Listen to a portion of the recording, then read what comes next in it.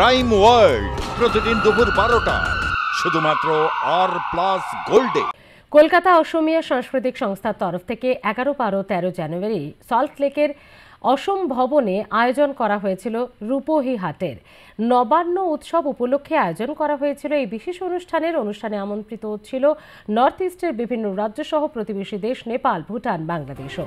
অসমীয়া সাংস্কৃতিক সংস্থার সদস্য হিতেন হাটখোয়া জানান, এবছর ভুটান এই অনুষ্ঠানে অংশগ্রহণ করেছিল।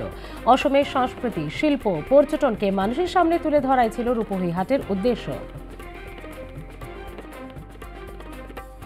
কলকাতা আসামিজ কালচারাল অ্যাসোসিয়েশন, আমরা এখানে প্রায় গত 15-16 বছর ধরে আমরা এখানে আছি, এই অনুষ্ঠানটা আছে।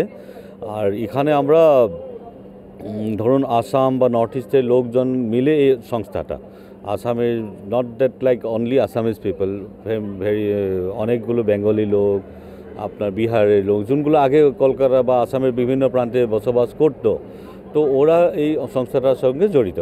আর এইটাতে আমরা বিভিন্ন ধরনের পিঠা পনা, দই, চা, শিরা, লাডু, তো বিভিন্ন ওই জিনিসগুলো আমরা বানিয়ে বাড়িতে খাওয়ার নিয়ম। আর যোনটা সংক্রান্তির দিন, পুষ মাস এবং মাঘ মাসের যোনটা মানে রাত্রের সংক্রান্তির দিন, ওইটা আসামে একটা কমিউনিটি ফিস্ট হিসাবে আমরা পালন করি।